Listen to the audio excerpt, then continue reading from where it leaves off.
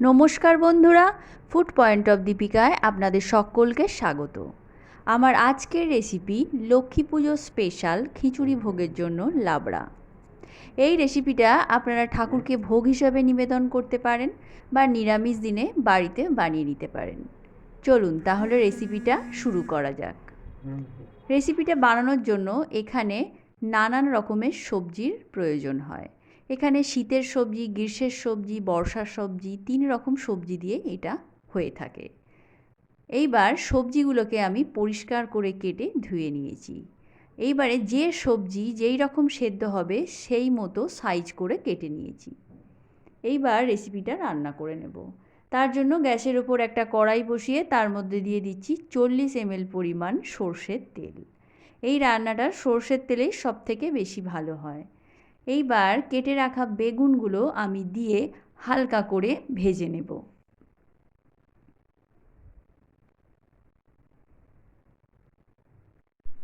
বেগুনটা দেওয়ার পর হালকা লাল করে আমি ভেজে নেব।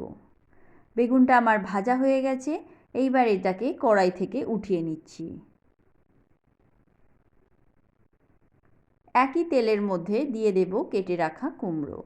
এই লাবড়ার সবজিতে সমস্ত রকম সবজি যদি একটু খোলা রেখে কাটা যায় তাহলে কিন্তু এর টেস্ট অনেক ভালো আসে। কুমড়োটাকে দেখুন আমি অল্প অল্প খোলা রেখে কেটে নিয়েছি। কুমড়োটা আমার ভাজা হয়ে গেছে। এইবার এটাকেও আমি কড়াই থেকে উঠিয়ে নিচ্ছি।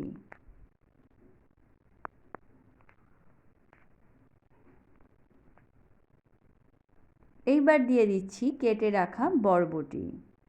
বরবটিটাকেও হালকা করে ভেজে তুলে নেব।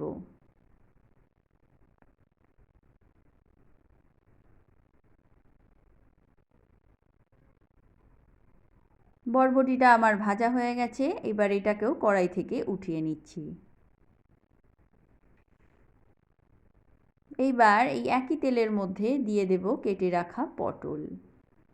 পটলটাকেও হালকা লাল করে ভেজে নেব।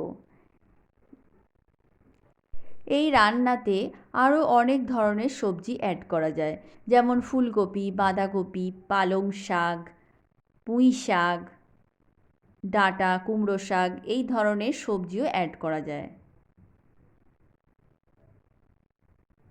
পটলটা আমার ভাজা হয়ে গেছে। এইবার এটাকেও কড়াই থেকে উঠিয়ে নিচ্ছি।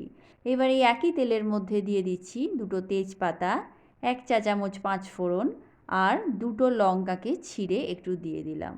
মশলাটা 20 থেকে 30 সেকেন্ড পর্যন্ত একটু ভেজে নেব। এইবার দিয়ে দিচ্ছি কেটে রাখা আলু। আলুর টুকরোগুলো দিয়ে 1 থেকে 1.5 মিনিট ভেজে নেব। আলুটা আমার ভাজা হয়ে গেছে। এইবার দিয়ে দিচ্ছি কেটে রাখা মূলো। মূলোটাকেও দিয়ে একটু নাড়াচাড়া করে এর মধ্যে দিয়ে দেব কেটে রাখা গাজর। যে সবজিগুলো যেই রকম সেদ্ধ হবে পর পর এবার আমি সবজিগুলো দিতে থাকবো, দেব আর হালকা করে ভাজতে থাকবো। এইবার দিয়ে দিচ্ছি কেটে রাখা পেঁপে। পেঁপেটাকেও একটু নাড়াচাড়া করে দেব। দিয়ে দিচ্ছি কচু।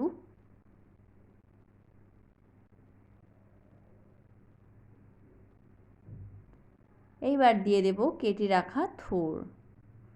থোড়টাকে দিয়ে ভালো করে নাড়াচাড়া করে দিচ্ছি।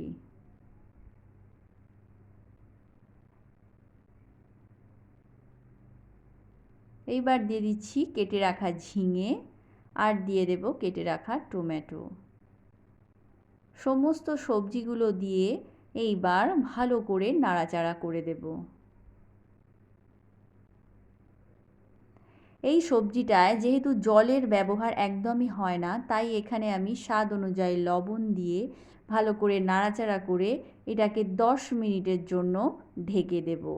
এতে করে কি হবে, লবণটার কারণে সমস্ত সবজি থেকে যে জলটা বের হবে তাতেই এটা সেদ্ধ হতে থাকবে। এইবার 10 মিনিটের জন্য ঢেকে দেব, অবশ্যই গ্যাসের ফ্লেমটাকে লোতে রেখে। ফিরে আসছি 10 মিনিট পর। 10 মিনিট পর আবার ভালো করে নিচ থেকে ওপর পর্যন্ত নাড়াচাড়া করে দেব। রান্নাটা করতে একটু সময় লাগে, কিন্তু ধীরে ধীরেই রান্নাটা করতে হবে। এইবার দিয়ে দিচ্ছি ভেজে রাখা সবজিগুলো। যে সবজিগুলো আমি একটু ভেজে রেখেছিলাম সেইগুলো এর মধ্যে অ্যাড করে দিচ্ছি। বেগুনটা কিন্তু এখন দেব না, বেগুনটা একদম সব শেষে দেব। এইবার দিয়ে দিচ্ছি 1 চা চামচ পরিমাণ আদা বাটা, দিয়ে দেব 1 চা চামচ পরিমাণ জিরে গুঁড়ো, 1 চা চামচ পরিমাণ ধনে গুঁড়ো, 1 চা চামচ পরিমাণ হলুদের গুঁড়ো, হাফ চা চামচ কাশ্মীরি রেড চিলি পাউডার, 1 চা চামচ লবণ, আর ঝালের জন্য দিয়ে দেব 3টে চেরা কাঁচা লঙ্কা। এইবার সমস্ত মশলাগুলোকে খুব ভালো করে সবজির সাথে মিশিয়ে নেব।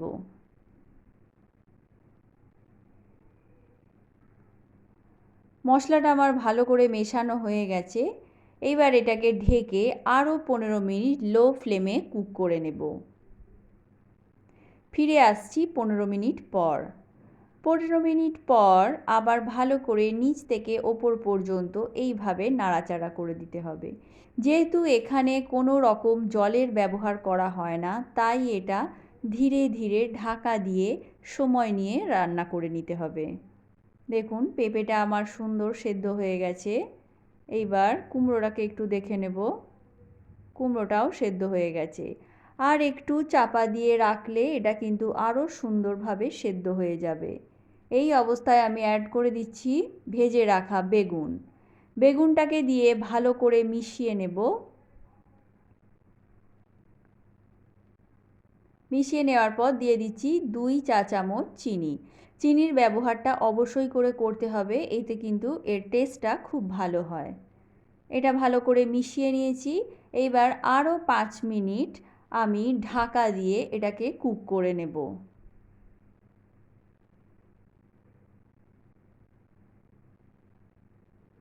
ফিরে আসছি 5 মিনিট পর। তো বন্ধুরা দেখে নিলেন কত সহজভাবে আমি রেসিপিটা বানিয়ে নিলাম। আপনারা অবশ্যই বাড়িতে এইভাবে একবার ট্রাই করে দেখবেন, অথবা ঠাকুরের ভোগের জন্য এটা অবশ্যই করে বানাতে পারেন। তো বন্ধুরা ভিডিওটা ভালো লাগলে লাইক, শেয়ার ও কমেন্ট করতে ভুলবেন না। আর আমার চ্যানেলে নতুন বন্ধু হয়ে থাকলে চ্যানেলটা সাবস্ক্রাইব করার অনুরোধ রইল। পাশে থাকা বেল আইকনটা প্রেস করে দেবেন, যাতে করে আমি চ্যানেলে নতুন কোনো ভিডিও দিলে তার আপডেট আপনি পেতে পারেন। আজকের মতো এ পর্যন্তই। আবার দেখাবে অন্য কোনো রেসিপি নিয়ে। ততক্ষণের জন্য নমস্কার।